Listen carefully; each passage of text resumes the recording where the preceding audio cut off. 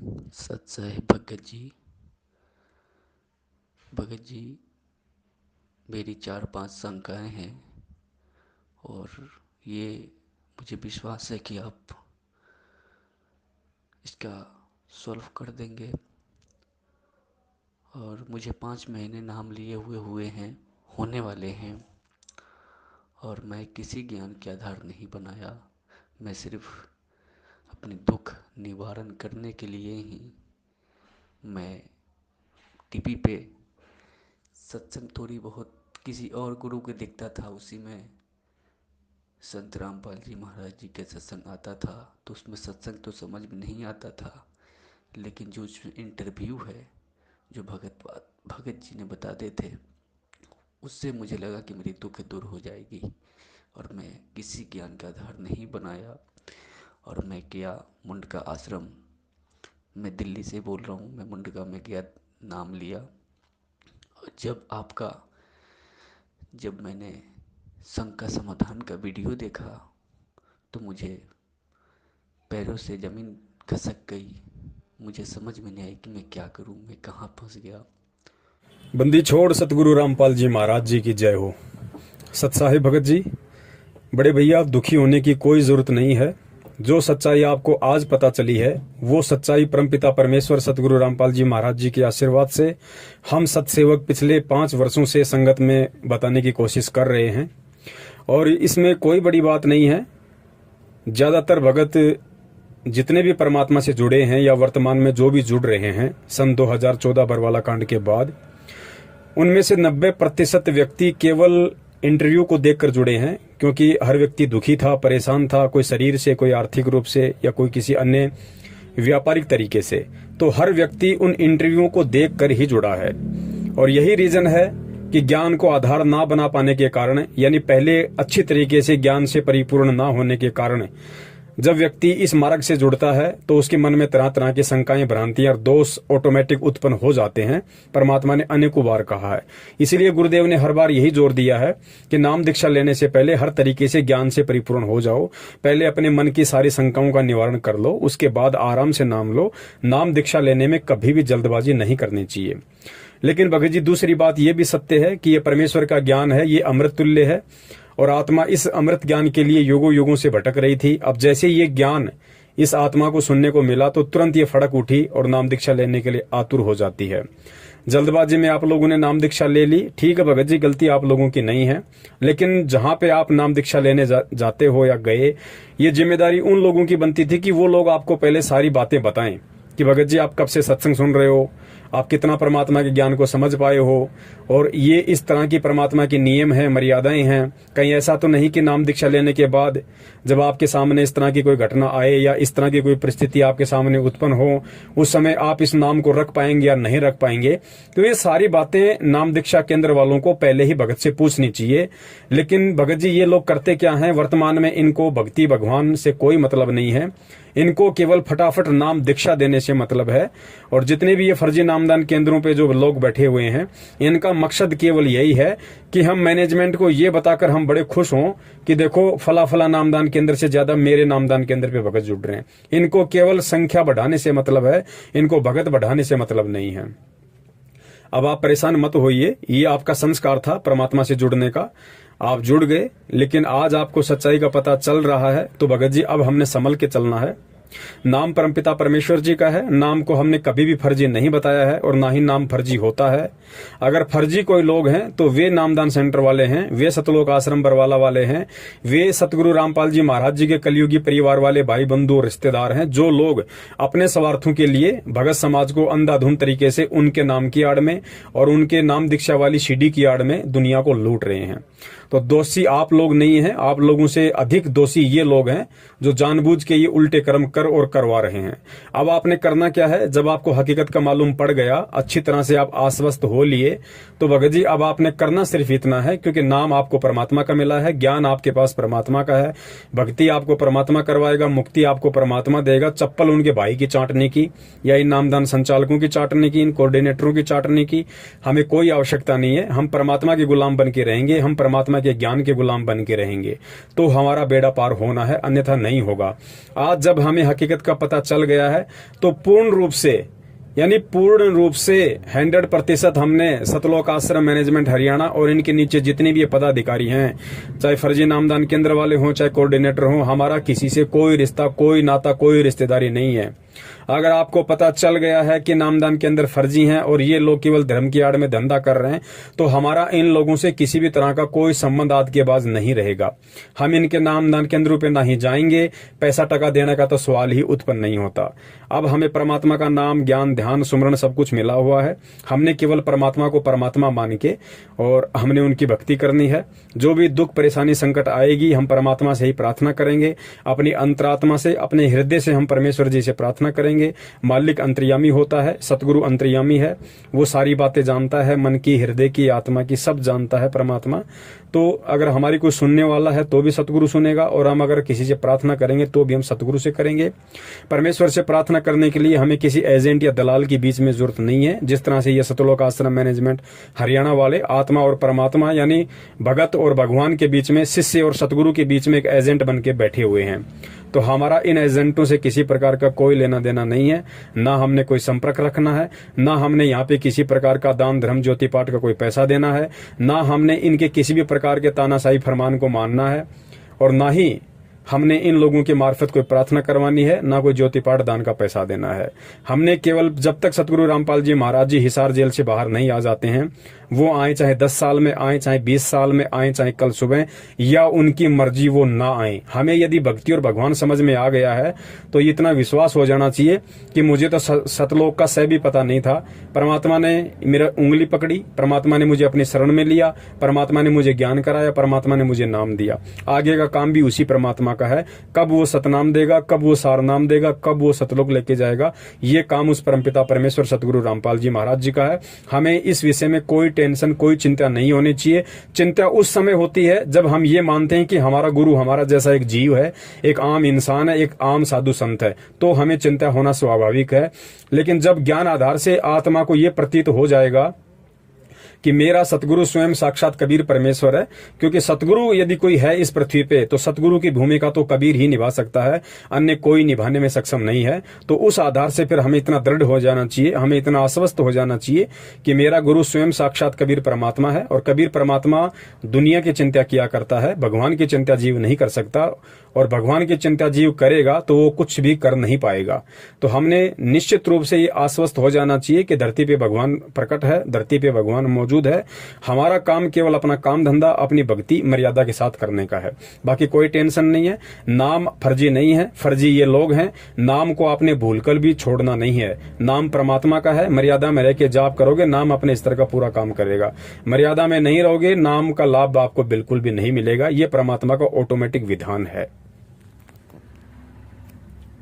मेरी शंका ये है कि भगत जी, मेरे घर में जैसे कि किसी का शादी हो, मैं अपनी परिवार में मैं ही अकेला हूँ जो नाम ले रखा हूँ, और मेरी यही शंका है कि जैसे कि मेरे घर में कोई शादी हो या कोई डेट कर जाता है तो उसमें हमें किस तरह से हमें करना चाहिए।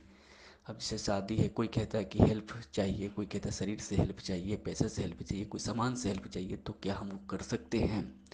और कोई अगर घर में डेट कर रहा है तो हम उसको कैसे हम सॉल्व करें, कैसे हम करें, क्योंकि वो लोग तो वही करेंगे जो पहला का परंपरा है। वो लोग तेरहवीं भी करेंगे, श्राद्ध भी निकालेंगे, हर कुछ करेंगे, तो उसमें हम कैसे करेंगे, खाना भी खिलाएंगे। तो हम ऐसा क्या करें जो हम भी, हमारी ये शंकाएं हैं। सत्साई भगत जी, आप जी का दूसरा सवाल है कि मैं परिवार में अकेला उपदेशी हूं, बाकी सभी लोग अनुपदेशी हैं, रिश्तेदार भी मेरे अनुपदेशी हैं, तो विवाह शादी वगैरह में हमें जाना पड़ता है। कई बार हमें उनको सहयोग करना भी पड़ता है, चाहे आर्थिक रूप से या शारीरिक रूप से। तो हम वो सहयोग कर सकते हैं या नहीं कर सकते हैं। देखिए भगत जी, परमेश्वर सतगुरु रामपाल जी महाराज जी ने सत्संगों में बताया है और अच्छी तरीके से समझा रखा है कि हमने किस प्रकार इस भक्ति में तालमेल बना के रखना है। क्योंकि जो आपके रिश्तेदार हैं वो भी परमात्मा के बच्चे हैं, वो भी कल को सतगुरु की शरण में आने हैं, लेकिन वो आएंगे कब, परमात्मा को जल्दी कब पहचानेंगे, जब हमारा रवैया उनके प्रति शालीनतापूर्ण होगा, जब हमारा रवैया उनके प्रति मित्रतापूर्ण होगा, तो वो जल्दी ही परमात्मा के ज्ञान को भी स्वीकार करेंगे और हमारी बातों को भी स्वीकार करने लगेंगे। तो रिश्तेदारियों को परमात्मा ने 7 पीढ़ियों का नाता बताया है। रिश्तेदारी हमें तोड़नी नहीं है, भले ही वो गुरु जी के ज्ञान को स्वीकार करें या ना करें, वो उनके संस्कार के ऊपर निर्भर करता है। लेकिन हम भगत हैं, तो हमने भगत होने के नाते हमने हर जगह परमात्मा के प्यार और प्रेम से ही हमने संदेशा देना है, माने या ना माने, ये सामने वाले के संस्कार हैं। रही बात विवाह शादी वगैरह में जाने की आने की, तो परमेश्वर ने शादी विवाह में आने जाने के लिए भगत को कभी मना नहीं किया है। जिस भगत को जिस स्तर का ज्ञान होता चला जाएगा, वो धीरे धीरे इन परंपराओं से दूर होता चला जाएगा, क्योंकि उसको केवल परमात्मा ही दिखाई देगा। जब तक हमें ज्ञान नहीं हो पाता है, तब तक परमेश्वर ने इन चीजों के लिए मनाही नहीं की है।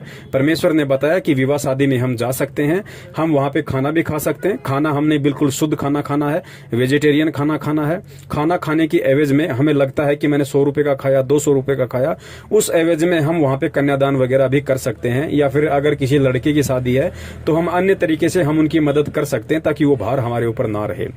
रही बात आर्थिक मदद की, तो भगत जी बिल्कुल हम रिश्तेदारी में आर्थिक मदद हम कर सकते हैं, ये गुरुदेव ने बताया है। लेकिन साथ में ध्यान ये भी रखना है, आर्थिक मदद करने से पहले आपने 1-2 बातों पर गहन विचार करना पड़ेगा। गुरुदेव ने बताया कि या तो आप किसी की आर्थिक मदद करना मत, और यदि आप किसी की 100, 50 लाख, 2 लाख, 10 लाख, जितने की भी आप उनकी आर्थिक मदद करते हो, तो वो पैसा देने से पहले आपको ये सुनिश्चित हो जाना चाहिए कि यदि कल को इस व्यक्ति ने मुझे पैसा वापस नहीं लौटाया, या ये व्यक्ति मुझे मना कर देता है, तो उस समय मुझे इस व्यक्ति से लड़ाई झगड़ा बिल्कुल भी नहीं करना है, कोई भी मुकदमा और केस पांगड़ा नहीं करना है। मुझे उस समय परमात्मा के ज्ञान आधार से अपने आप को टाइट रखना होगा, अपने आप को संभाल के रखना होगा। हम पैसा लेते समय यदि झगड़ा करेंगे, तो भगत जी हम भी टेंशन में, वो भी टेंशन में, ना हमारी भक्ति हो पाएगी, ना वो हमारे से खुश हो पाएगा, और वो व्यक्ति फिर परमात्मा के ज्ञान को स्वीकार नहीं कर पाएगा, क्योंकि उसे लगेगा कि ये संत रामपाल जी महाराज जी का चेला है, इसलिए इस तरह की हरकतें कर रहा है। तो पैसा दो, अवश्य दो, सहायता करो, लेन देन से यहाँ काम चलता है, उधार रूप में कोई दिक्कत नहीं है। लेकिन गुरुदेव ने बताया कि उधार देने से पहले अपने आप को टाइट रखना। भाई पैसे लेते समय किसी प्रकार का कोई मनमुटाव या झगड़ा नहीं होना चाहिए। यदि सामने वाला पैसा नहीं दे रहा है, तो आपने किसी भी प्रकार का झगड़ा नहीं करना है, कोई भी आदमी इकट्ठा नहीं करने हैं, किसी भी प्रकार का राग द्वेष अपने मन में नहीं पालना है। रही बात शारीरिक रूप से सहायता करने की, तो गुरुदेव ने एक सत्संग में स्पष्ट इस पर भी जिक्र किया हुआ है। गुरुदेव ने बताया यदि आपको अपनी बहन बेटी के यहाँ पे जाना पड़ जाए विवाह में, शादी में, तो परमात्मा ने बताया कि आप उनकी आर्थिक रूप से भी मदद करो उधार रूप में, और साथ में शारीरिक रूप से भी आप वहां उनकी मदद कर सकते हो। यदि वहां ऐसी कोई व्यवस्था उनके पास नहीं है, तो आप शरीर रूप से भी उनकी मदद कर सकते हैं, लेकिन बशर्ते हमने अपनी मर्यादाओं का पूर्ण ध्यान रखना है। परमात्मा ने मदद के लिए विवाह शादी में इसलिए छूट दी है क्योंकि भगत जी विवाह शादी कोई धार्मिक अनुष्ठान नहीं होता है। अगर विवाह कोई धार्मिक अनुष्ठान होता तो परमात्मा उसमें जाने का भी मना करते हैं, क्योंकि धार्मिक अनुष्ठान में तो हमें सहयोग भी नहीं करना, वहां जाना भी नहीं है, ना हमने वहां पे खाना खाना है। लेकिन शादी कोई धार्मिक अनुष्ठान नहीं है, इसलिए हम वहां पे आर्थिक रूप से भी उनकी मदद कर सकते हैं और शारीरिक रूप से भी हम उनकी मदद कर सकते हैं। सच्चाई भगत जी आगे आप जी ने बताया कि जैसे किसी का निधन हो जाता है, कुछ शरीर छोड़ जाता है रिश्तेदारी में या परिवार में, तो हम क्या करें क्या ना करें। देखिए भगत जी, वैसे इसके बारे में विस्तृत रूप से सतगुरु रामपाल जी महाराज जी ने अपनी पवित्र पुस्तक ज्ञान गंगा के पेज नंबर 15 पर स्पष्ट रूप से मोटे मोटे अक्षरों में लिखा हुआ है। फिर भी दास कुछ बातें आपको उन्हीं के ज्ञान आधार से बता देता है। परमात्मा ने बताया कि दुख सुख में हमें सभी के यहाँ भागीदारी होना है, चाहे रिश्तेदार हो, चाहे ग्रामीण हो, चाहे आसपास का कोई हो। और कुछ परंपराएं ऐसी हैं उन लोगों की जिनमें हमने बिल्कुल भी सहयोग नहीं देना है, और हमारी जो क्रियाएं हैं, क्रिया मतलब जो मर्यादा गुरुदेव ने बताई है, उन मर्यादाओं में रह के हमने चलना है। सबसे पहले आन उपासना, क्योंकि जब किसी की डेथ हो जाती है तो नॉर्मली सांसारिक परंपराओं के तहत उनका गुरुजी या पंडित जी आता है, तो पंडित जी जो भी वहां पे पिंड वगैरह भरता है या और अन्य जो भी अपनी क्रिया करता है, नारियल वगैरह लाके पूजा पाठ वगैरह करता है, तो हमने ना तो उस सामग्री को मतलब हाथ से पकड़ना है, ना हमने मार्केट से वो सामग्री उस दिन लाके देनी है, और ना हमने किसी भी तरह से पूजा पाठ में हमने सहयोग करना है, ना हमने शामिल होना है। शामिल होने का मतलब ये होता है अगर हमारे परिवार में किसी की डेथ हो गई तो रहें तो कि हम परिवार में बाहर तो जा नहीं सकते। शामिल होने का मतलब है पंडित जी के कहे अनुसार हमने ना वहां बैठना है, ना हमने अपने जो भी पंडित जी जो भी क्रिया करता है उस क्रिया में हमने भागीदार नहीं बनना वहां पे। इसके अलावा गुरुदेव ने बताया कि आप मरने वाले की अर्थी को कांधा दे सकते हैं, शमशान घाट तक आप उसको लेके जा सकते हैं। चिता के लिए लकड़ी वगैरह का भी प्रबंध हम कर सकते हैं, उसमें कोई दोष नहीं है। हम चिता को अग्नि भी दे सकते हैं। वो लोग जैसा भी बोलते हैं राम नाम सत्य है, सत्य बोले गत है, हम वो भी बोल सकते हैं, क्योंकि सही बात है कि राम का नाम ही सत्य है और सत्य बोलने से अर्थात उसके सत भक्ति मंत्रों का जाप करने से ही मोक्ष है। इसके अलावा हम लोग मंगलाचरण भी बोल सकते हैं, इसमें भी कोई दिक्कत नहीं है। और शमशान घाट में जाने के बाद जिस प्रकार पंडित जी पिंड वगैरह भरते हैं, उनके मुंह में घी डालते हैं और चिता को जब अग्नि लगाते हैं तो साथ साथ में उसके चक्कर लगाते हैं, तो वो क्रियाएं हमने नहीं करनी है, ना हमने उन क्रियाओं में किसी प्रकार का कोई सहयोग करना है। उसके बाद जो उनका मुख्य प्रोग्राम आता है 12 या 13 दिन बाद में, जिसको 13वीं बोलते हैं, जहां पे पंडित जी वगैरह बुलाते हैं, ये लोग गंगा जी वगैरह से जल वगैरह लाते हैं, मालाएं लाते हैं।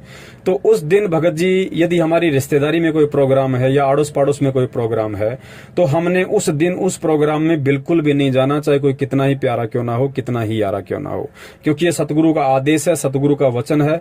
और यदि हम उस दिन वहां चले जाते हैं तो भगत जी वो एक तरीके से धार्मिक अनुष्ठान हो गया है, पाखंडवाद वहां चलेगा, तो हमने उस दिन वहां जाना भी नहीं है। जाने से वहां पे हमारा सहयोग माना जाता है और गुरु के वचन की अवहेलना हो जाती है।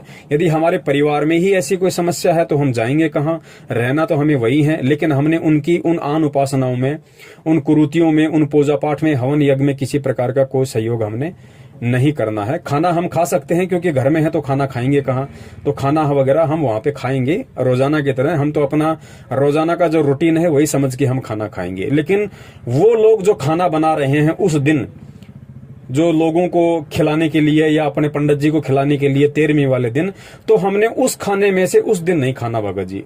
अगर आपकी खाने की व्यवस्था नहीं है तो भले भगत जी एक टाइम भूखे रह जाना, कोई दिक्कत नहीं है। यदि आप अलग से खाना बना के खा सकते हैं तो बहुत अच्छी बात है, वो आप अपना खा सकते हैं। तो इस प्रकार कुछ बातें हैं जिनसे हमने बचना पड़ेगा, कुछ चीजें ऐसी हैं जिनका हमने सीधे रूप से संघर्ष करना पड़ेगा, क्योंकि भगत जी भक्ति में संघर्ष होता है और संघर्ष हम करेंगे तभी हम दृढ़ होंगे और तभी हम परमात्मा के दिल में जगह बना पाएंगे। और जब हम भगत होकर संघर्ष नहीं करेंगे तो भगत जी ये कुरीतियां समाप्त नहीं हो सकती, फिर ये ऐसे ही चलती रहेंगी। तो परमात्मा इसीलिए हमें इनका विरोध करने के लिए कहते हैं कि बच्चों, जब तक तुम ये ज्ञान लेके, इतनी समझ लेके, जब तुम इन कुरीतियों से, इन पाखंडवाद से, इन फालतू की परंपराओं से पीछे नहीं हटोगे, संघर्ष नहीं करोगे, तो अन्य तो फिर इनसे पीछे हटने की सोच भी कैसे सकते हैं। तो इस प्रकार से हमने भगत जी, यदि किसी का निधन हो जाता है, यदि कोई मर जाता है, तो हमने इस प्रकार अपनी रहनी करनी वहां पे करनी है, इस प्रकार की हमने क्रियाएं वहां पे करनी है। और जैसे भगत जी फैक्ट्री में मैं काम करता हूँ, तो वहाँ पे मालिक का एक रूल है कि वहाँ पे मंदिर लगा रखा है देवी देवताओं को, तो उसने अपने तो सामने आके पूजा करता है और जो लेबर है उनको कहता है कि तू पीछे हाथ जोड़ के खड़े हो जाओ। तो हम कहें कि हम तो हाथ नहीं जोड़ सकते हैं। तो उन्होंने बोला क्यों? हमने कहा गुरु जी की गुरु जी का आदेश नहीं है। तो ऐसा कौन सा गुरु है जो तुम्हारा पूजा से मना करते हैं? हमने कहा कि देखिए, पूजा और साधना में बहुत अंतर है। हमें इसी भगवान की साधना करते हैं, इनकी मंत्र जाप करते हैं, पूजा नहीं कर सकते हम। तो बहुत कोशिश किए, तो उन्होंने कहा कि कोई बात नहीं, पूजा नहीं कर सकते, दूर खड़े हो जाओ। तो वहाँ पे खड़े हैं, तो कोई मुझे दोस्त तो नहीं है। और एक शंका ये है कि जैसे आज 2-4 दिन में दिवाली आने वाली है, तो उसमें मालिक कुछ पैसे भी देंगे, कुछ सामान भी देंगे, मिठाइयाँ भी देंगे, तो क्या वो ले सकते हैं? सत्साई भगत जी, आगे आप जी कह रहे हैं कि मैं जिस फैक्ट्री में काम करता हूं वहां का मालिक वहां पे कुछ पूजा पाठ करता है। पूजा पाठ वो स्वयं करता है, लेकिन पूरी लेबर को पीछे हाथ जोड़ के खड़े होने के लिए बोलता है। भगत जी देखिए, इसमें किसी प्रकार का कोई दोष नहीं है। सबसे पहले हमें इस ज्ञान को समझना पड़ेगा। भगत जी, हम उनकी कोई पूजा नहीं कर रहे हैं। पूजा वो फैक्ट्री मालिक कर रहा है, पूजा अन्य व्यक्ति कर सकते हैं, लेकिन हमें ज्ञान है इसलिए हम इनकी पूजा नहीं कर सकते। हम केवल इनकी साधना कर सकते हैं, और साधना भी हमें वही करनी है जो सतगुरुदेव जी ने शास्त्र अनुकूल तरीके से हमें बताई है। यदि ऐसी कोई परिस्थिति है, आप फैक्ट्री में काम करते हैं, तो भगत जी ऐसी कोई दिक्कत नहीं है। पीछे हाथ जोड़ के हम खड़े हो सकते हैं, ब्रह्मा विष्णु महेश जी, माता जी या देवी देवताओं के आगे हाथ जोड़ने से कोई दोष नहीं है किसी प्रकार का, क्योंकि पवित्र गीता जी में सतगुरु रामपाल जी महाराज जी ने पढ़ाया है कि देवी देवताओं को नमस्कार किया जाता है और तत्वदर्शी संत को दंडवत प्रणाम किया जाता है। यदि हमसे देवी देवताओं को दंडवत प्रणाम करने के लिए कहा जाए तो हमने बिल्कुल नहीं करना है, लेकिन हाथ जोड़ के यदि नमस्कार करने के लिए कहा जाए तो हम सहर्ष कर सकते हैं, इसमें कोई दोष नहीं है, क्योंकि गीता जी परमात्मा का विधान है और परमात्मा कह रहे हैं कि देवी देवताओं को नमस्कार किया जाता है। तो नमस्कार करने में, हाथ जोड़ के खड़ा होने में ब्रह्मा विष्णु महेश के आगे कोई दिक्कत नहीं है। और वैसे भी कॉमन सेंस की बात है, जब हम सुबह सुबह या फिर जब भी दिन में हम मंत्र कार्ड लेके जब हम प्रथम मंत्र का जाप करते हैं तो भगत जी वही ब्रह्मा विष्णु महेश देवी और गणेश जी होते हैं। हम उनके आगे हाथ जोड़ के बैठते हैं और प्रथम मंत्र का जाप करते हैं। हाथ जोड़ने का मतलब है उनका सम्मान करना, उनका आदर करना। हाथ जोड़ना कोई पूजा में नहीं आता है। और वैसे भी भगत जी इस लोक की हमें जितनी भी सांसारिक सुख सुविधाएं प्राप्त हो रही हैं वो परमात्मा एक सिस्टम के तहत यानी ब्रह्मा विष्णु महेश जी के माध्यम से ही हमारे तक पहुंचवा रहा है। मान लीजिए आपके घर पे आपके फूफा जी, आपके जीजा जी आ रहे हैं, तो भगत जी क्या आप उनको हाथ जोड़ के नमस्कार नहीं करते? करते हैं ना। तो भगत जी एक बात बताइए, जब हम यहाँ एक दो कोड़ी के जीव जो रिश्ते में हमारा फूफा या जीजा या मौसा है, जब वो हमारे घर आता है तो हम उनको झुक के नमन करते हैं, हाथ जोड़ के नमस्कार करते हैं। तो ब्रह्मा विष्णु महेश भगत जी क्या उनसे छोटे हैं? क्या हमारा फूफा, हमारा जीजा ब्रह्मा विष्णु महेश से बड़ा है? भगत जी जब हम यहाँ के दो कोड़ी के जीवों को सम्मान और आदर की दृष्टि से हाथ जोड़ के नमस्कार कर सकते हैं, तो ब्रह्मा विष्णु महेश या देवी देवताओं को हाथ जोड़कर सम्मान देने से या उनका आदर करने से कोई दिक्कत नहीं है। आप जी चाहें तो उस समय पीछे खड़े होके हाथ जोड़ के खड़े हो जाएं, कोई दिक्कत नहीं है। हाथ जोड़ के आप जी अपना प्रथम मंत्र चालू कर दें, सतगुरु का नाम लेके। सतनाम मिला तो आप जी अपना सतनाम का मंत्र जाप कर दें, क्योंकि परमेश्वर भगत जी अंदर के भाव देखता है, बाहर की क्रिया नहीं देखता है। ठीक है, तो इसमें किसी प्रकार का कोई दोष नहीं है। और मकान मालिक या फैक्ट्री मालिक यदि आपको कहता है कि आप कहीं भी जाके बैठ जाइए, आप खड़े हो जाइए, तो इसमें कोई दोष नहीं है। आप जी साइड में जाके भी खड़े हो सकते हैं। आप लेबर के साथ उसी लाइन में खड़े होके भी आप जी 5 मिनट का समय वहां पे अपने मंत्र जाप कीजिए। आपके समय का सदुपयोग होगा, आपको किसी प्रकार का उसमें कोई दोष नहीं है। सत्साई भगत जी, इसके बाद आप जी ने बताया कि फैक्ट्री मालिक, क्योंकि अब दीपावली आ रही है, होली आती है, मकर संक्रांति आती है, यानी कोई भी त्योहार आता है तो फैक्ट्री मालिक हमें मिठाई, पैसा या कुछ कपड़े वगैरह देता है, तो हम ले सकते हैं या नहीं ले सकते? देखिए भगत जी, हम फैक्ट्री मालिक के यहाँ पे काम करते हैं, हम वहाँ पे मजदूरी करते हैं और फैक्ट्री मालिक का यह हक बनता है कि वो हमें हमारी मेहनत का हर्जाना दे। भगत जी हम किसी और से ना मिठाई ले रहे, ना हम कोई कपड़ा ले रहे, ना हमको पैसा ले रहे। और फैक्ट्री मालिक यदि हमें दीपावली के दिन यदि मिठाई का डब्बा देता है, हमें कुछ पैसे देता है और हमें कुछ कपड़े देता है, तो भगत जी वो इसलिए दे रहा है कि हमारी वजह से उसकी फैक्ट्री का काम अच्छा चल रहा है, यानी उसको 2 पैसे बच रहे हैं हमारी वजह से, हमारी मेहनत की वजह से, तो ही वो हमें ये सब चीजें दे रहा है। तो ये सब चीजें लेने में किसी प्रकार का कोई दोष नहीं है। हम उन जगहों से वो चीजें नहीं ले सकते जिन जगहों पे हम ना कोई काम करते हैं, ना हमारा उन लोगों से कोई रिश्ता नाता है। लेकिन फैक्ट्री मालिक को भगत जी हम मेहनत करके, रातों को जाग जाग के, जैसा भी हमारी ड्यूटी का समय आता है, हम वहां पे मेहनत करते हैं, तो हमारी मेहनत की वजह से ही वो फैक्ट्री मालिक आगे बढ़ रहा है, उसका काम धंधा आगे बढ़ रहा है। तो वो अगर हमें उस एवज में यदि कुछ मिठाई, पैसे या फिर कुछ कपड़े वगैरह यदि त्योहार पे देना चाहता है, तो भगत जी उसको लेने में कोई दिक्कत नहीं। और कॉमन सेंस की बात है भगत जी, अगर त्योहार के दिन, दीपावली के दिन यदि वो फैक्ट्री मालिक आपको यदि सुपरवाइजर से मैनेजर बनाना चाहे, यदि आपका प्रमोशन करना चाहे कि भाई दीपावली के दिन आप सुपरवाइजर हो, आपकी तनख्वाह 15,000 है और दीपावली के दिन मैं आपको मैनेजर बना रहा हूं, आपकी तनख्वाह 50,000 हो जाएगी, तो क्या आप मना करोगे? नहीं करोगे ना। दिवाली के दिन यदि आपको कोई फैक्ट्री मालिक बोनस देगा, आप मना कर दोगे? नहीं करोगे ना। क्यों? क्योंकि यदि वो आपको बोनस दे रहा है, आपको प्रमोशन दे रहा है, आपको मिठाई, कपड़े या कुछ भी दे रहा है, तो भगत जी वो इसलिए दे रहा है क्योंकि आप उसको कमा के दे रहे हो। तो आप अपने हक का ले रहे हो, आप अपनी नेक कमाई का ले रहे हो भगत जी। किसी आपने उनसे मांगा नहीं है और ना ही हमने उनसे डिमांड करनी है कि साहब दिवाली आ गई, हमें तो कपड़े चाहिए, हमें मिठाई चाहिए, हमें पैसा चाहिए, हमें प्रमोशन चाहिए। हमने कुछ नहीं मांगना भगत जी, ना हमने प्रमोशन मांगना, ना हमने बोनस मांगना, ना हमने मिठाई मांगना, ना हमने पैसा मांगना, ना कपड़े लत्ता मांगना। और सामने वाला जिसके जहां पे हम काम करते हैं, सामने वाला यदि खुश होके हमें 5,000 देता है, 10,000 देता है, 1 किलो मिठाई देता है, 5 किलो मिठाई देता है, तो उसको लेने में किसी प्रकार का कोई हर्ज नहीं है, क्योंकि हम वहां पे काम कर रहे हैं और वो जो हमें दे रहा है वो हमें हमारा मेहनताना दे रहा है। कल को आप वो फैक्ट्री छोड़ दीजिए, जब अगली दीपावली आएगी तो आपको फोन करके ये भी नहीं पूछेगा कि आपके घर पे खाना बना है कि नहीं बना है। मिठाई, बोनस, प्रमोशन तो बहुत दूर की बात है। तो वो दे क्यों रहा है? क्योंकि हम उसको दे रहे हैं, हम उसको शारीरिक रूप से सहयोग दे रहे हैं, तो उसको आर्थिक रूप से पैसा मिल रहा है, उसको मदद मिल रही है, जिसकी एवज में वो हमें कुछ दे रहा है। तो वहां से लेने में हमें किसी प्रकार का कोई दिक्कत नहीं है, कोई दोष नहीं लगता है। भगत जी, यही शंकाएं हैं। और एक शंका और है कि जैसे घर परिवार में हमारी प्रथम नाम में ले रखा हूँ और कोई परिवार में ले नहीं रखा है, तो मेरे घर में जहाँ पे जोत लगा रखा हूँ, दरबार लगा रखा हूँ, और मैं किराए पे रहता हूँ, तो मेरे परिवार में सब कोई पीने खाने वाले हैं, मांस मछली खाने वाले हैं, पीने खाने वाले हैं। तो वहाँ पे मैं मना करता हूँ उनको कि आप लोग ऐसा मत करो, बिल्कुल मत करो। मैं बहुत मना करता हूँ, लेकिन मैं प्यार से ही मना करता हूँ, लेकिन वो लोग नहीं मानते हैं।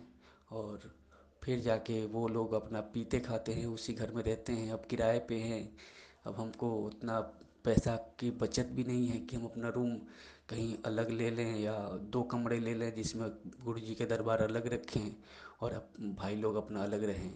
तो ऐसा भी हमारे बचत नहीं है, तो उसमें तो कोई दोष नहीं है। और जैसे कि सिस्टर का शादी होने वाला है, तो उसमें जैसे कि पहले परंपरा तो यही है कि दहेज लेके ही शादी करते हैं लोग, लेकिन हम तो गुरु जी के शरण में हैं, तो हम तो नहीं दहेज ले सकते हैं, नहीं दे सकते हैं। तो वो लोग अगर ये मांगते हैं तो हम किस तरह से शादी करेंगे?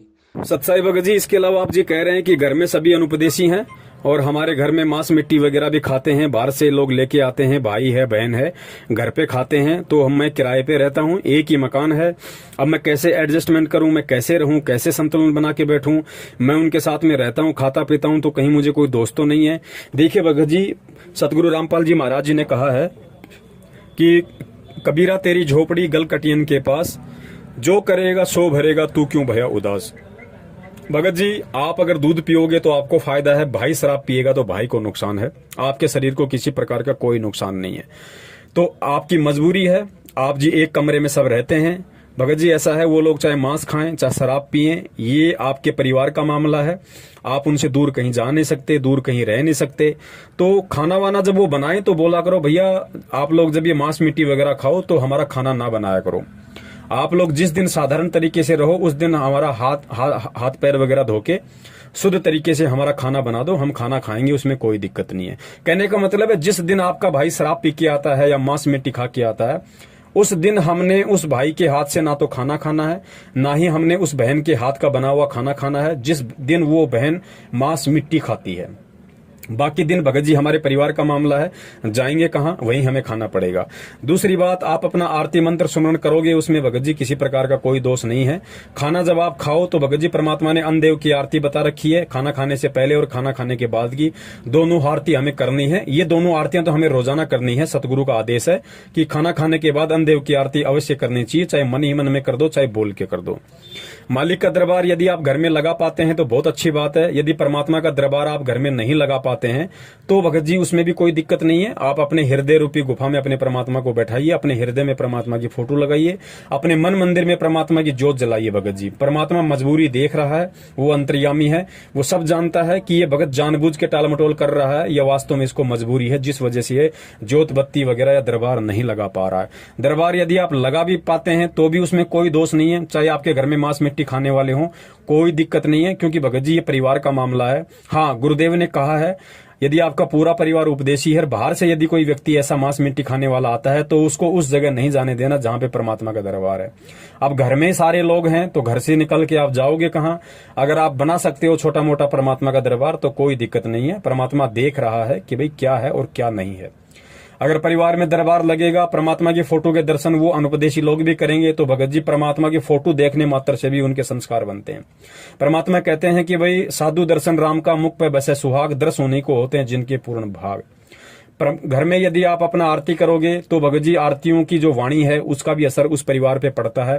एक बहुत अच्छा मैसेज वहां जाएगा, उनके संस्कार बनेंगे भगत जी, उनको भी परमात्मा से जुड़ने के साल 6 महीने में प्रेरणा उत्पन्न होने लग जाएगी उन वाणियों की असर के कारण। तो यदि आप परिवार में यदि आप 3 टाइम की आरती कर सकते हैं बहुत अच्छी बात है, नहीं कर सकते हैं तो आप अपना कान में लीड लगा के अपना काम करते करते कर लीजिए, अपना फैक्ट्री में आते जाते समय कर लीजिए, घर में भी आप कर सकते हैं कान में लीड लगा के, यदि घर वालों को आवाज अच्छी नहीं लगती है तो। और यदि उनकी तरफ से कोई प्रॉब्लम नहीं है तो आप सत्संग भी चलाइए घर में धीमी धीमी आवाज में, परमात्मा की आरती भी कीजिए, उन वाणियों के असर से भगत जी उनके भी संस्कार बनेंगे। ज्योत बत्ती यदि आप घर में नहीं कर सकते हैं तो कोई बड़ी बात नहीं, यदि आपको दिक्कत नहीं है तो आप अपना दीपक छोटा सा घर में परमात्मा के नाम का खड़ी बत्ती वाला देसी घी का लगा सकते हैं। लेकिन ध्यान रखें, जब तक कोई भी व्यक्ति परमात्मा से ना जुड़ा हो या कोई भी व्यक्ति परमात्मा से संकल्प दीक्षा ना लिया हो, तब तक कोई भी अनुपदेशी व्यक्ति परमात्मा की ज्योत बत्ती नहीं कर सकता है भगत जी। वही व्यक्ति करे जो व्यक्ति परमात्मा से या तो संकल्प नाम दीक्षा के माध्यम से जुड़ा हो या फिर परमात्मा से नामदान लेके जुड़ा हो। तो यहाँ हमें इस तरीके से रहनी करनी है, जो जैसा करेगा वो अपना पाएगा, आपको किसी प्रकार का कोई दोष नहीं है भगत जी। हम मार्केट में जाते हैं 4 दिन के लिए 5 दिन के लिए कहीं बाहर जाते हैं, हम भगत जी ढाबे पे खाना खाते हैं, ढाबे पे लिखा है शुद्ध वैष्णव भोजन, हमें लगता है कि यहाँ पे बिल्कुल वेजिटेरियन खाना मिलेगा, आप वहाँ खाना खा लिए।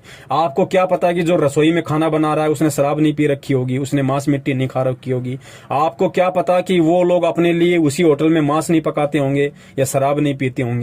लेकिन हमने हमारे काम से मतलब है, हमने पैसे दिए, हम वहां से निकल गए, हमें कोई मतलब नहीं पीछे से कौन खा रहा है क्या पी रहा। हाँ, यदि हमें मालूम पड़ेगा कि इस आदमी ने पी रखी है या ये आदमी मांस मिट्टी खा रहा है तो फिर हमने वहां पे भोजन पानी वगैरह का इस्तेमाल नहीं करना है।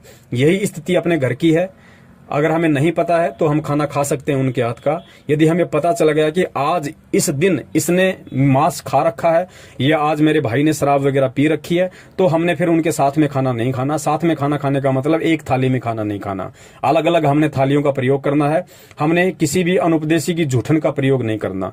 जूठन से मतलब एक कटोरी में दोनों व्यक्ति सब्जी नहीं खा सकते हैं, और एक ही प्लेट में यदि चपाती रखी हो तो उस चपाती में उठा उठा के हर व्यक्ति नहीं ले सकता है। कहने का मतलब सबके बर्तन अलग अलग होने चाहिए, एक ही बर्तनों में हमें खाना नहीं खाना है। आपके परिवार वाले यदि मांस मिट्टी का यूज करते हैं और आपके लिए यदि खाना बनाते हैं तो उनको बोल दो भैया मेरा खाना थोड़ा आप लोग बर्तनों को साफ करके बनाया करें। यदि घर में मांस मिट्टी बनती है तो, यदि घर में मांस मिट्टी नहीं बनती है तो फिर किसी प्रकार की कोई दिक्कत नहीं है। तो इस प्रकार से आप जी अपनी रहनी करने को सुचारू रूप से कर सकते हैं, इसमें कोई दिक्कत नहीं है। यदि छोटी मोटी ऊंच नीच जाने अनजाने में हो भी जाती है तो परमात्मा समझता है, मालिक अंतर्यामी है कि भाई क्या मजबूरी है मेरे भगत के साथ में, क्या मजबूरी नहीं है। उस हिसाब से भगत जी हमें किसी प्रकार का कोई दोष नहीं लगता है, लेकिन कोशिश हमने हर संभव बचने की ही करनी है। सत्साहिब सत्साई भगत जी, आगे आप जी बता रहे हैं कि आपकी बहन की शादी होने वाली है, परिवार में सभी अनुपदेशी हैं, सामने वाले दहेज की डिमांड कर रहे हैं। भगत जी आप उपदेशी हैं, नियम परमात्मा के आपके ऊपर लागू हैं, बाकी परिवार वाले अनुपदेशी हैं, तो परमात्मा का कोई भी नियम उनके ऊपर लागू नहीं है। कहने का मतलब है यदि बहन की शादी है, आप बहन की शादी में भगत जी आप पैसा देके, जो भी आप अपना फैक्ट्री में काम करते हैं, जितना भी आप कमाते हैं, उस हिसाब से आप जी बहन की शादी में आर्थिक रूप से और शारीरिक रूप से मदद अवश्य कर सकते हैं। लेकिन ध्यान रखना भगत जी, हमने किसी भी प्रकार के पूजा पाठ वगैरह में शामिल नहीं होना है। घर वाले यदि कोई पंडित वगैरह का इंतजाम करते हैं, या घर वाले यदि अन्य किसी पूजा पाठ वगैरह के लिए, या फिर कोई कपड़ा लत्ता देने के लिए, या किसी प्रकार के लेन देन के लिए यदि कोई व्यवस्था करते हैं, भगत जी आपकी मजबूरी है, आपका एक मतलब ज्वाइंट आपकी फैमिली है और कमाने वाले केवल आप 1 या 2 हैं। आप जी पैसे से मदद कर सकते हैं क्योंकि उन व्यक्तियों को ज्ञान नहीं है, लेकिन आप केवल पैसे से मदद कर सकते हैं। बाकी अन्य किसी भी प्रकार की पूजा पाठ, हवन, लेन देन, जुआरी, टीका, तिलक, बात, इनमें आपने बिल्कुल भी सहयोग नहीं करना है। आप परिवार वालों को स्पष्ट रूप से बता दीजिए कि साहब देखिए मेरे हिस्से में जितना पैसा आता है बहन की शादी के लिए उतना आप मेरे से ले लीजिए। मेरे शरीर से जो मेहनत बन पड़ेगी, जो बाराती हैं, जो रिश्तेदार हैं, जिनको खाना खिलाना, चाय पिलाना, उनकी सेवा करना है, या फिर जो है मतलब ब्याह शादी वगैरह में खाना वगैरह बनवाना या बारात को जिमाना, जो भी है वो मैं करूंगा। लेकिन फालतू की जो परंपराएं हैं, जो रीति रिवाज हैं, लेना देना, तिलक निकालना, जुआरी करना, पैसे देना, पैसे देने का मतलब जैसे वो टीका निकालते हैं फिर 11-11 रुपए देते हैं, ये सारी बकवादें हमने बिल्कुल नहीं करनी है। ना हमने कोई टीका निकलवाना, ना हमने पैसा लेना, ना हमने जवारी रूप में पैसा देना। कपड़े लत्ते का लेन देन आपके परिवार वाले अपने स्तर पे करें। आप जी केवल आर्थिक रूप से उनको मदद कर सकते हैं। एक बार शुरू में बोल दीजिए कि भाई मेरे हिस्से में कितने आ रहे हैं या फिर मैं आपकी कितनी मदद कर सकता हूं, उस हिसाब से आप जी उनको पैसा वगैरह दे दीजिए। बाकी आपने किसी भी प्रकार की क्रियाओं में सहयोग नहीं करना है। जो पाखंड की क्रियाएं हैं, जो फालतू की क्रियाएं हैं, जिनका भक्ति मार्ग से दूर दूर तक कोई लेना देना नहीं है, और जो गुरुदेव ने हमें बता रखी हैं, उन क्रियाओं में हमने किसी प्रकार से उनका कोई भी सहयोग नहीं करना है। तो ये कुछ बातें हैं, इन बातों से हमने भगत जी बचना है और इन परंपराओं से हमने धीरे धीरे हटना है। अब ये भगत जी, इनका असर क्या पड़ेगा? अब जैसे आप अकेले उस परिवार में उन पूजा पाठ, हवन में या किसी भी प्रकार के उनकी रीति कुरीतियों में, परंपराओं में सहयोग नहीं करेंगे, तो आपके परिवार में तो एक चर्चा का विषय है ही, साथ में रिश्तेदारियों में भी एक चर्चा का विषय बन जाएगा। भाई ऐसा क्या ज्ञान है, भाई ऐसा कौन गुरु है? हमारे गुरु तो मना नहीं करते, उनके गुरु क्यों मना करते हैं? तो एक तरीके से वहां पे परमात्मा की चर्चा चलेगी। अब थोड़ा थोड़ा होते होते बात जब आगे बढ़ती है तो लोग सोचने पे विवश होते हैं, लोग मजबूर होते हैं कि ऐसा क्या है, ऐसा क्या ज्ञान देते हैं इनके गुरु जी आखिर। तो उन लोगों की भी थोड़ी जिज्ञासा बनेगी जब हम दृढ़ होंगे, यानी हमारी दृढ़ता के कारण, हमारे संघर्ष के कारण एक विषय बना चर्चा का, और चर्चा का विषय बना तो फिर आदमी चिंतन करने के लिए सोचता है। भगत जी चिंतन करेगा तो फिर उसको गुरु जी का सत्संग सुनना पड़ेगा या पुस्तक पढ़नी पड़ेगी, तो धीरे धीरे वो लोग भी इस तरह से परमात्मा के विषय में सोचने लगेंगे, परमात्मा से जुड़ने का विचार करने लगेंगे जब उनके समझ में आएगा। तो इस तरीके से भगत जी हमने बचना है और अपनी भक्ति को बचा के रखना है। सत साहिब। और भगत जी एक शंका ये है कि मैंने जब नाम लिया गुरु जी से तो मेरे अंदर बहुत ही ज़्यादा, जब मैं यूट्यूब पे सत्संग देखने लगा तो इसमें ये आने लगा कि गुरु जी जेल में कैसे गए। मैंने, क्योंकि नाम लेने से पहले तो मैं देखा नहीं कि गुरु जी जेल में क्यों गए, इसका कारण क्या है। तो जब मैंने सत्संग में जब दिखने लगा गुरु जी के ऊपर इतना आरोप लगा है, गुरु जी ये किए हैं, वो किए हैं, ऐसे हैं, वैसे हैं, तो मेरे मन में बहुत शंकाएं आने लगी। तो गुरु जी के प्रति बहुत दोष आ गई, बहुत दोष आ गई। तो अब तो मुझे पता भी चल गया है कि अभी लोग जो नामदान वाले हैं ये तो फर्जी हैं। तो मेरा तो लग रहा है खंड हो गया है। तो मैं कैसे मैं इसको शुद्धि करूं, कैसे मैं इसको वो करूं, मुझे थोड़ा सलूशन बताइए। सत्साई भगत जी, आगे आप जी कह रहे हैं कि नाम दीक्षा लेने से पहले मुझे कुछ नहीं पता था किसी भी प्रकार की घटना का, और जैसे ही उसके बाद मुझे बरवाला कांड के विषय में पता चला, मैंने मीडिया के मार्फत तरह तरह के वीडियो देखे, लोगों की बातें सुनी, तो मेरे मन में गुरुजी के प्रति दोष उत्पन्न हो गया। भगत जी, ये एक स्वाभाविक सी बात है, इसीलिए परमात्मा बार बार जोर देते हैं कि बच्चों पहले ज्ञान को आधार बनाओ, पहले सतगुरु और भक्ति को समझ लो। जिस व्यक्ति ने अपने सतगुरु को समझ लिया, उस व्यक्ति को चाहे दुनिया कितना ही उसके ऊपर गंदगी डाल दे, चाहे कितनी गंदगी उसके गुरु के ऊपर डाल दे, वो व्यक्ति जिंदगी में डगमग होने की बात तो छोड़िए, अपने सतगुरु के प्रति मन में 1% शंका भी पैदा नहीं कर सकता है, जो ज्ञान समझ के, ज्ञान पे दृढ़ होके जो भक्ति से जुड़ता है। फिर भी भगत जी चलिए कोई बात नहीं, ये कलयुग है और जल्दबाजी में आप जी जुड़ गए, बहुत सारी आत्माएं जुड़ी हैं मीठे मीठे इंटरव्यू देख के, और अब आप कह रहे हैं कि मेरे मन में इस तरह से दोष उत्पन्न हो गए थे। भगत जी कोई बात नहीं, परमात्मा कहते हैं कि हमको इस काल भगवान ने कितनी गंदगी में लपेट रखा है, और जब छोटा बच्चा बार बार लेटरिन करता है, सारे कपड़े खराब कर लेता है, खुद भी खराब हो जाता है, तो माँ उससे नाराज नहीं होती। माँ फिर से उसको नहलाती है, उसको धुलाती है, नए कपड़े पहनाती है। 5 मिनट बाद बच्चा फिर से लेटरिन कर देता है, फिर से बाथरूम कर देता है, वो माँ उसको मारती नहीं, फिर से उसको नहलाती है, फिर से उसको साफ करती है। माँ को पता है कि नादान है, धीरे धीरे समझदार होगा तो सारी चीजें समझने लग जाएगा। तो भगत जी फिलहाल वर्तमान में जब हम परमेश्वर से जुड़ते हैं तो हमारी स्थिति भी उस नादान बच्चे की तरह होती है। हमारे मन में इस तरह की शंकाएं आना स्वाभाविक है, कोई बड़ी बात नहीं है, क्योंकि सभी व्यक्तियों के संस्कार इतने प्रबल नहीं होते, सभी व्यक्ति ज्ञान को आधार बनाकर नहीं जुड़ सकते। लेकिन यदि अब आपकी समझ में आ रहा है कि ये सारा पाखंड है, सारा ढोंग है, हमारे गुरुदेव बिल्कुल सोना है, खरा सोना है, हमारे गुरुदेव ऐसा कोई भी दोष, कोई भी ऐसा गलत काम नहीं कर सकते, और जिन लोगों ने किया उन लोगों की सच्चाई आज संगत के सामने आ रही है। तो भगत जी हम परमपिता परमेश्वर जी से दंडवत करके अपने मन में आई हुई उन भ्रांतियों के लिए समायाचना करें कि हे मालिक, मैं नादान प्राणी हूं, 2 कौड़ी का जीव हूं, परमात्मा मेरी क्या औकात है मालिक। अब धीरे धीरे आपका ज्ञान समझ में आ रहा है तो आत्मा को दृढ़ता मिलती जा रही है। परमात्मा मेरे मन में जो भी दोष या विकार उत्पन्न हुए आपके प्रति या भक्ति के प्रति, परमेश्वर उनको क्षमा करने की दया करें, और मालिक मुझ दास को हिम्मत दें, मुझ दास को ज्ञान आधार से इतना परिपूर्ण करें, मुझ दास का ज्ञान योग खोलें परमेश्वर, ताकि मैं इस भक्ति पे दृढ़ होकर, अटल होकर चलूं। तो मन में कोई दोष नहीं लेके आना है, और यदि ऐसा कोई दोष आ जाता है तो भगत जी हमें परमात्मा से ही समायाचना करनी है। परमेश्वर ही माफ करने वाला है, और परमेश्वर ही सद्बुद्धि देके हमें उन चीजों से बाहर निकालने वाला है। तो ऐसी कोई बड़ी बात नहीं भगत जी, इस तरह के दोष आ सकते हैं क्योंकि मीडिया बहुत ज्यादा मिर्च मसाला लगा के पेश करती है, और जो जगत वाले गुरुजी से ईर्ष्या रखते हैं वो भी बहुत नमक लूण मिला के और इन बातों को आगे बढ़ा चढ़ा के पेश करते हैं तो शंकाएं हो जाती हैं। लेकिन ध्यान रखना, हमने भक्ति नहीं छोड़नी है, भगवान से अविश्वास नहीं करना है, क्योंकि ये परमात्मा है। बड़ी मुश्किल से हाथ लगा है भगत जी, अब की बार हमने धोखा नहीं खाना है। सत साहिब। और भगत जी एक बात यह है कि मेरी शादी नहीं हुआ है और कभी कभार मुझसे हस्त मिथुन हो जाती है और गंदी गंदी विचारें आती हैं, इससे मुझे हस्त मिथुन हो जाती है। भगत जी यही मेरा सबसे बड़ी एक मतलब कि एक गंदी आदत की तरह है ये। मैं क्या करूं, मुझे इस मैं तो समझ रहा हूँ कि इससे भगवान की कहीं मर्यादा खंड होती होंगी, तो मुझे बहुत ये डर है अंदर। तो भगत जी आप थोड़ी सी इसकी सलूशन मुझे बताएं।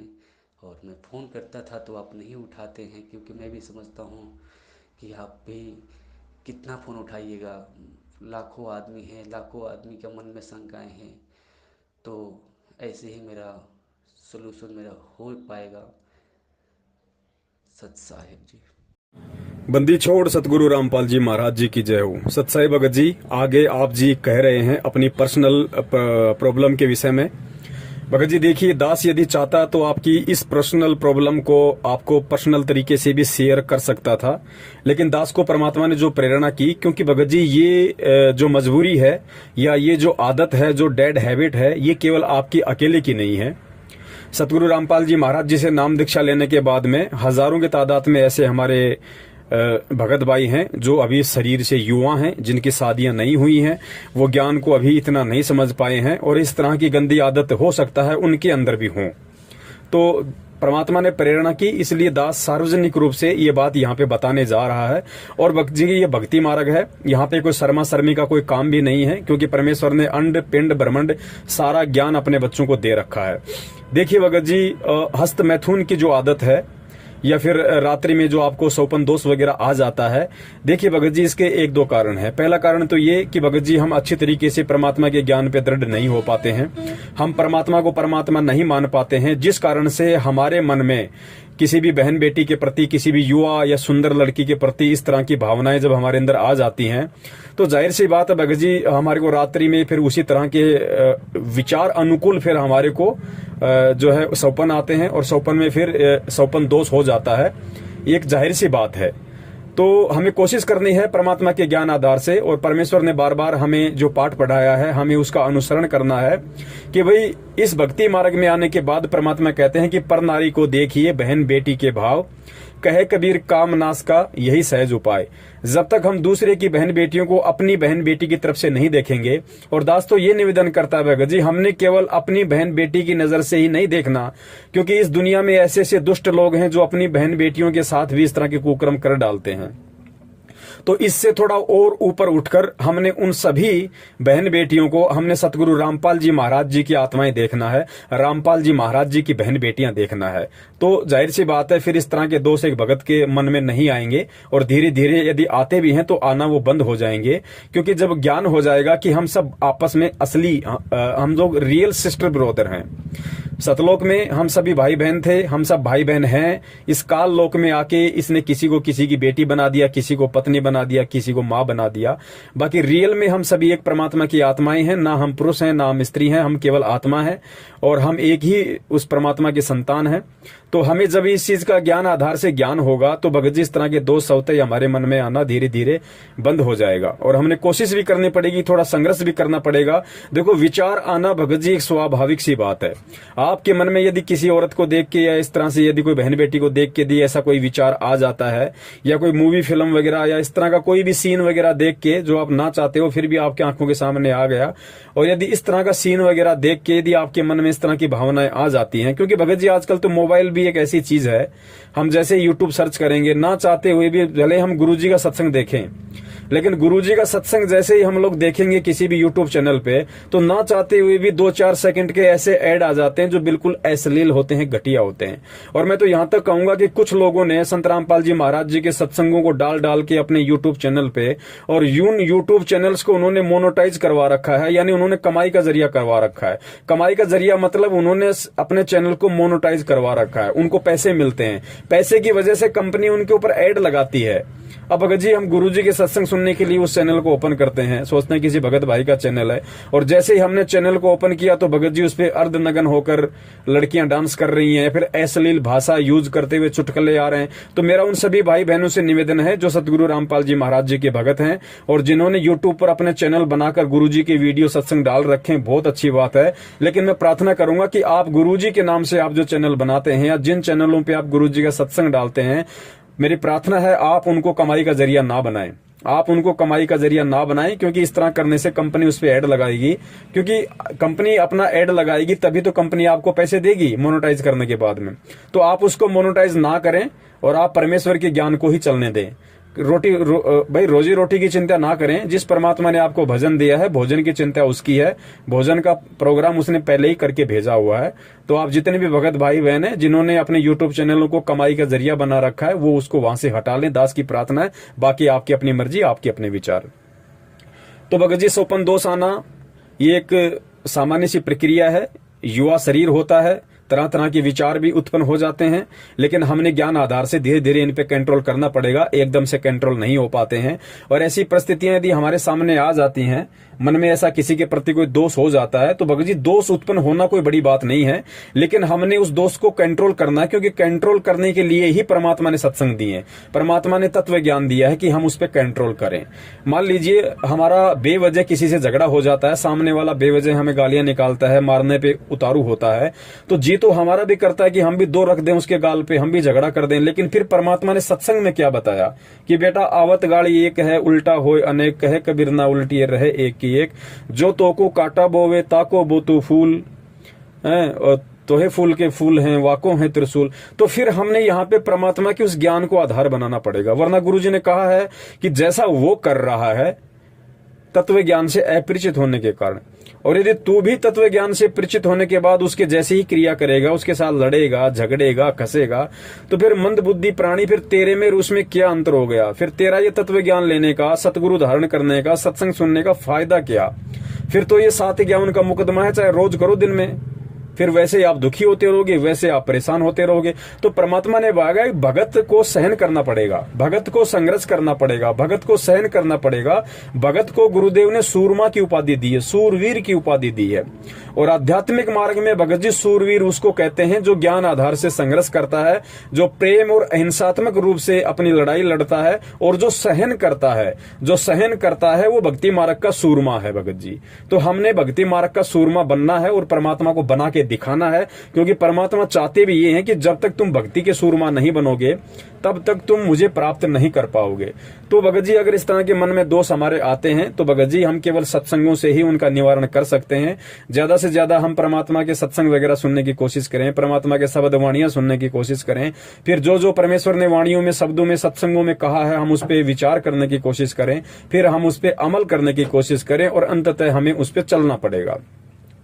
रही बात भगत जी हस्त मैथुन की, तो हस्त मैथुन भगत जी थोड़ा सा दिक्कत है, क्योंकि गुरुदेव ने वैसे भी सत्संगों में स्पष्ट रूप से कहा हुआ है, और ज्ञान गंगा पुस्तक में जहां परमात्मा नियमों का जिक्र करते हैं तो उन नियमों के जिक्र में परमेश्वर ने स्पष्ट रूप से कहा हुआ है वीर्य पतन के विषय में, कि जो लोग हस्त मैथुन करते हैं, जिनकी आदत थोड़ी सी गंदी है, उनके विषय में परमात्मा ने कहा है कि बच्चों जैसे एक किसान होता है, और एक सफल किसान, एक सभ्य किसान उसी को कहा जा सकता है जो अपने खेत में बीज डालता है। और वही किसान यदि उस बीज को किसी बंजर जमीन में डाले या किसी कुरड़ी वगैरह में डाले, किसी गंदी जगह पे उस अनमोल बीज को डालेगा, तो वो किसान सभ्य किसान या जो है एक मतलब अच्छे विचारों वाला किसान नहीं कहा जा सकता है। उसको मालूम होना चाहिए कि यदि खेत में बीज डालेंगे तो कुछ फसल कुछ फसल होती है पैदा, उसका कुछ यूज है, और यदि हम उस बीज को गंदगी में डालेंगे या फिर हम उसको किसी ऐसी गंदी जगह पे जहां पे भैंसों वगैरह का गोबर डालते हैं, जो कुरड़ी होती है, वहां यदि हम उस बीज को डालेंगे तो भगत जी उसका यूजलेस है, उसका कोई फायदा नहीं है। तो ठीक इस प्रकार वो बीज परमात्मा ने वीर्य के लिए कहा है कि यदि हम हस्त मैथुन जो हम करते हैं तो हस्त मैथुन से भाई हमें क्या फायदा है। और फिर गुरुदेव ने वहां स्पष्ट रूप से एक बात और कही है कि भाई जो पदार्थ हमारे शरीर से बाहर निकलते हुए, क्योंकि जब हम जो है मतलब कि शारीरिक संबंध बनाते समय जो हम पति पत्नी वाला जो है वो कर्म करते हैं, तो परमात्मा ने बताया कि जो वस्तु शरीर से बाहर निकलते समय इतना आनंद देती है, जिसको हम आनंद समझते हैं काल के लोक में, तो परमात्मा कहते हैं यदि उस वस्तु को शरीर के अंदर रखा जाए तो कितना आनंद देगी और कितनी स्फूर्ति और फुर्ती आपके अंदर आएगी। तो ये संकेत वहां परमात्मा ने किया है। दास ने थोड़ा सा स्पष्ट रूप से यहाँ पे बोलना अनिवार्य हो गया, क्योंकि ये समस्या केवल आपकी नहीं है, समस्या बहुत सारे भगत भाइयों की है। और भगत जी, ये परमात्मा कबीर साहिब जी का सत भक्ति मारा गया है, हमें परमात्मा ने कंचन बना दिया। आज से पहले हम सबकी यही हालत थी भगत जी, कोई छुपा हुआ नहीं है।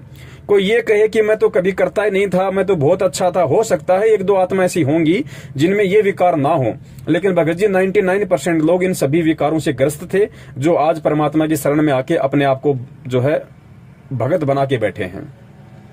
तो भगत जी विकार थे, तभी तो परमात्मा ने भक्ति दी निर्विकार बनाने के लिए। और भगत जी दास की भी एक बहुत ही ये बुरी आदत थी, ये जो आपने जिक्र किया है मतलब कि हस्त मैथुन का। भगत जी दास में भी नाम दीक्षा लेने से पहले बहुत ही गंदी आदत थी। हालांकि दास की शादी 1998 में हो गई थी, नाम 2013 में मिला है। फिर भी भगत जी इस काल भगवान के द्वारा जो जाल में हम जकड़े गए हैं, उस जकड़ में इतना ज्यादा इस रजोगुण के प्रभाव में इस पवन दास को इस काल भगवान ने इस कदर जकड़ा हुआ था भगत जी की शादी के बाद भी भगत जी दास की ये आदत नहीं जा रही थी। और जब परमेश्वर ने सन 2013 में नाम दीक्षा ली, भगत जी क्या मजाल कि हमें कभी उस तरफ हमारा दिमाग भी गया हो। तो ये परमात्मा के ज्ञान का प्रभाव है भगत जी। तभी हमें विश्वास हुआ कि भाई जिस आदत को मैं बचपन से लेके और अपना जो है 2013 तक नहीं छोड़ पा रहा था, शादी होने के बाद भी, उसके बाद भी अगर मेरी आदत अगर छूटी है, मैंने सारे यत्न किए भगत जी, मैंने बहुत सारे लोगों से सलाह ली, मैंने कुछ टेबलेट्स वगैरह भी खाई, मैंने गोली दवाई भी ली कि भाई मेरी इस गंदी आदत से मेरे को छुटकारा मिले। लेकिन भगत जी मुझे ये नहीं पता था कि ये शरीर का रोग नहीं है, ये मन का रोग है, ये मन का विकार है। और मन का विकार कोई संत काट सकता है, कोई संत का सत्संग काट सकता है, इतनी मुझे ज्ञान नहीं था। और जब परमात्मा ने 12 अप्रैल सन 2013 को अपनी शरण में लिया भगत जी, उसके बाद क्या मजाल कि दास का कभी उस तरफ ध्यान भी गया हो। तो फिर दास को दृढ़ विश्वास हुआ कि भाई वास्तव में जब गुरुदेव के सत्संगों में इतना प्रभाव है, तो यदि हम गुरुदेव को तन मन धन सब कुछ समर्पित कर दें तो भगत जी परमात्मा क्या से क्या नहीं कर दे।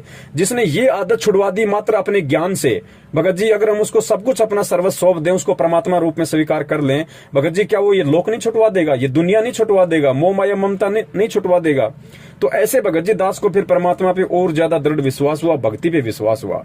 तो ऐसा नहीं है भगत जी, जो अपने मुंह से नहीं बोलता है वो एक दूसरी बात है, बहुत सारे लोग शर्मा जाते हैं। लेकिन भगत जी ये सतगुरु रामपाल जी महाराज जी का सत भक्ति मार्ग है, और इस सत भक्ति मार्ग में भगत जी हमें ना झूठ बोलना है, ना हमने अपनी किसी भी क्रिया को छुपाना है। आज से पहले दास ने नहीं बताया, लेकिन अब समय आया, आप जी के मार्फत परमात्मा ने दास से ये बुलवाना था।